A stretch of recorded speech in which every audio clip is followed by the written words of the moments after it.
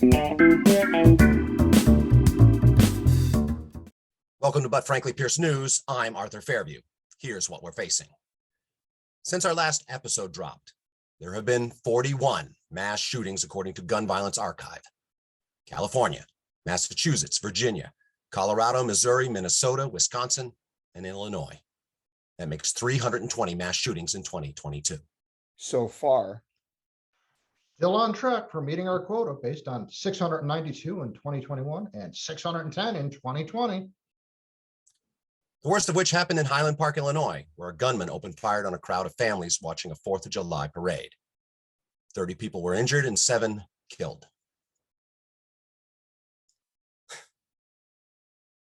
Can't do this anymore. It's ridiculous.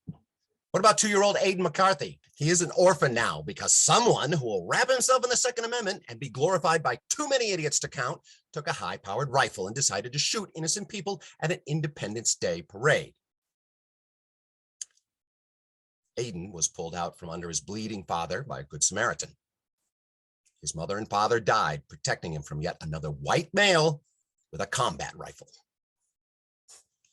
When? When does it stop? We have to stop.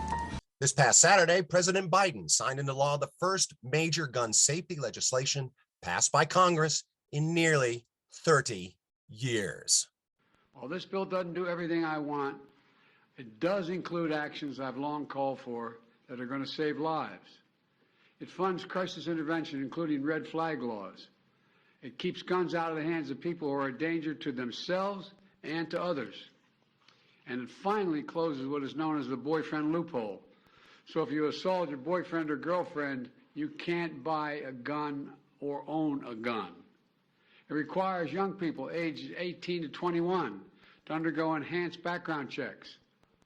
It includes the first ever federal law that makes gun trafficking and straw purchases distinct federal crimes for the first time. It clarifies who needs to register as a federally licensed gun dealer and run background checks before selling a single weapon. You know, this is also provides historic funding to address youth mental health crisis in this country, especially the trauma experienced by the survivors of this gun violence.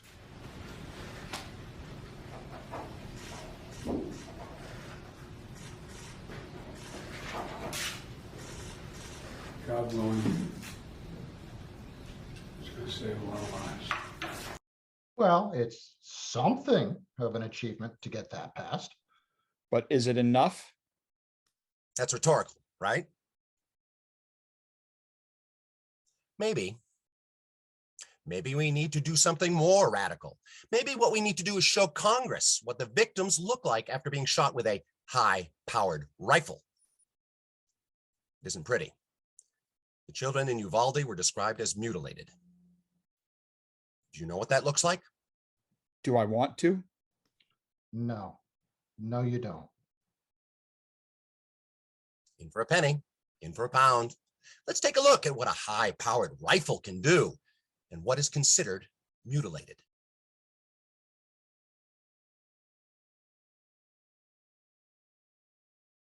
Grain 5.56. Now this is obviously just a Target Full Metal Jacket load, but this is probably like 90% of what people stockpile and hoard and prep with and stuff like that. So it is kind of important to see how this stuff does. So there is a bone and it split that whole thing right in half, and then you can just see the massive exit wound on that pork shoulder. And like I said, that's all bone. All of them jagged edges that you see in there are just one big bone, and it looks like the actual hole is right there. Go around to the side that we actually hit, okay, and it looks like our bullet might have went in right there. 75 grain boat tail hollow point 223. So this is the first hollow point that we've shot. I don't know if you guys can see the hollow point on the end of that bullet there, but should do a little bit more damage. Let's see. Once again, I do have the bone facing straight at me, so we're definitely gonna hit meat and bone in this one too. Oh yeah. Most damage by far. Oh yeah. But that's definitely our entrance hole, and that is the bone side of the pork shoulder there. So on the back side here, you can see the absolute carnage that round did. Just completely blew it apart, blew the whole bottom out of it, and you can even see the bones. There are no words.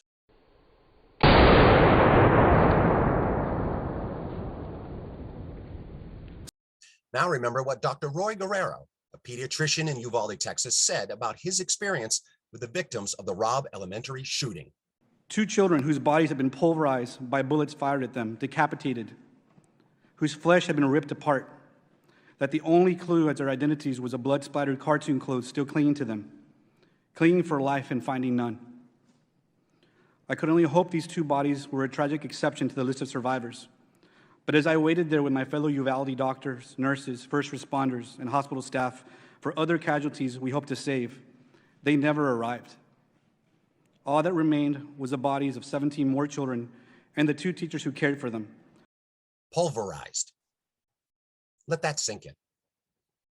A weapon many consider a tool for hunting was used for this.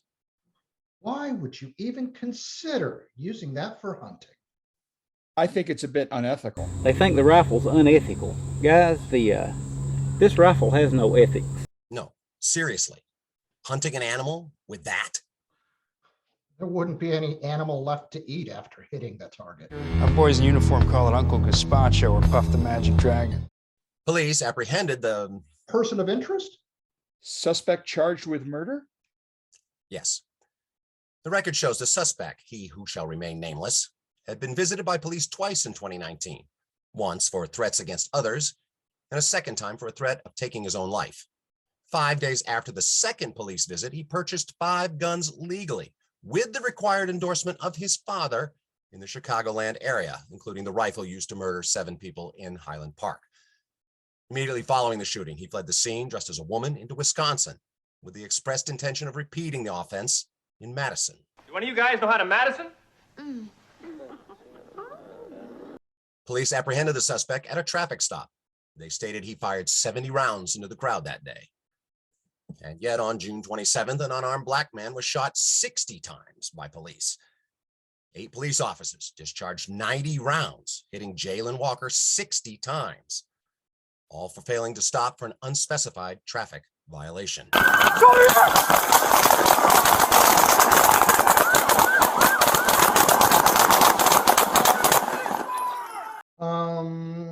Can you say excessive use of force? We got a winner. Also, since we last spoke, the Supreme Court overturned Roe v. Wade. As a result, millions of American women and girls have declared themselves corporations in order to force the United States Supreme Court to grant them rights as people. Attorneys across the nation indicate that they have been swamped by requests from clients seeking to incorporate as soon as possible. Since the Supreme Court decided in 2010 that corporations are people, what women want is to be treated like corporations. The decision by millions of women to incorporate sent shockwaves through the court's conservative majority, who reportedly scoured the Constitution in vain for a means to circumvent the ingenious tactic. Really? Yes, really. Even the normally taciturn Clarence Thomas was moved to issue a rare public statement. It's a sad day in America when the nation's highest court is forced to treat women like people. Really? Speaking of the Supreme Court, they have also made a ruling allowing prayer in public schools. All prayer? Let's see what happens when non-Christians try to do that. We have found the witch. May we burn her? All this brings to mind a question that many of us have been asking lately. What the f***? Can he say that? Too late.